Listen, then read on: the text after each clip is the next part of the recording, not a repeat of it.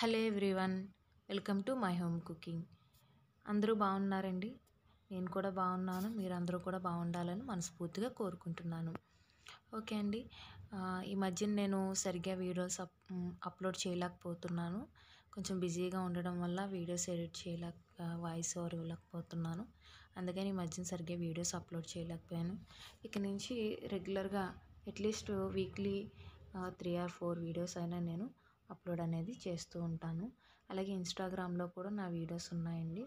అవి కూడా చెక్ చేయండి. నేను ఇన్స్టాగ్రామ్ లింక్ డిస్క్రిప్షన్లో ఇస్తాను, ఒకసారి చెక్ చేయండి. ఓకేనండి. ఇక వీడియోలోకి వెళ్ళిపోతే ఈరోజు మార్నింగ్ రొటీన్ అండి. మార్నింగే నేను ఇడ్లీ వేస్తున్నాను. ఇడ్లీ పిండి రాత్రే నేను రుబ్బేసుకొని ఉంచుకున్నాను. మార్నింగ్కి అది పర్మిట్ అయిపోయి ఉంటుంది కదా. మార్నింగ్ ఇడ్లీ వేయటానికి ఇడ్లీ పిండిని సాల్ట్ వేసి ఇడ్లీ పిండి కలుపుని పక్కన పెట్టుకున్నాను. అలాగే ఇడ్లీలోకి చట్నీ నేను ఈరోజు పల్లీ చట్నీ చేస్తున్నాను. పల్లీ చట్నీని నేను ఎండుమిరపకాయలతో చేస్తున్నాను, పచ్చిమిరపకాయలు లేవని. ఎండుమిరపకాయలు ముందు వేపించేసుకుని గుళ్ళు కూడా వేపించేసి పక్కకు తీసేసుకున్నాను. అవి చల్లారేలోపు ఇడ్లీ రేకులు కూడా కడిగేసుకుని పక్కన పెట్టుకున్నాను.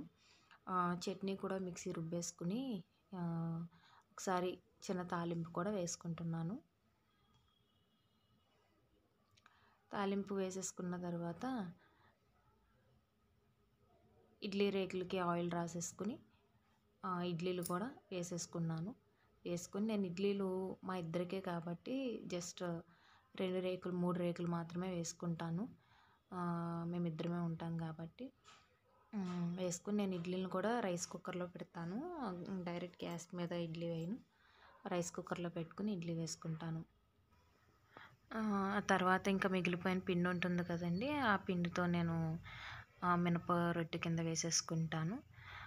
వేసుకుంటే నేను మా హస్బెండ్ ఇద్దరం కూడా ఇడ్లీ అండ్ మినప రొట్టె 2 కూడా మార్నింగ్ టిఫిన్ కింద చేసేస్తాము. చేసేసి మేము ఆఫీస్కి అనేది వెళ్ళిపోతాము. కరెంట్ కుక్కర్లో కూడా ఇడ్లీలు చాలా బాగా వస్తాయి. నేను ఇడ్లీ పిండి గ్రైండర్లో రుబ్బను, మిక్సీలోనే రుబ్బుకుంటాను. ఎందుకంటే మా ఇద్దరికే కాబట్టి కొంచెమే నేను పిండి అనేది రుబ్బుతాను. మిక్సీలో కూడా ఇడ్లీలు గట్టిగా వస్తాయి అంటారు, కానీ చాలా మెత్తగానే వస్తాయి. నేను అలా మెత్తగా వచ్చేలాగా నేను పిండి అనేది రుబ్బుకుంటాను. మిక్సీలో పిండి రుబ్బితే ఎలా వస్తాయి ఇడ్లీలు అనేది నేను మీకు ఇంకో వీడియోలో చేసి చూపిస్తాను. అలాగే టిఫిన్ చేయటం అయిపోయిన తర్వాత పాలు కూడా కాసేసి ఇద్దరం పాలు కూడా తాగేస్తాము. నా వీడియోస్ కనుక మీకు నచ్చితే లైక్ చేయండి, షేర్ చేయండి, సబ్స్క్రైబ్ చేసుకోవడం మాత్రం మర్చిపోవద్దు. Thank you.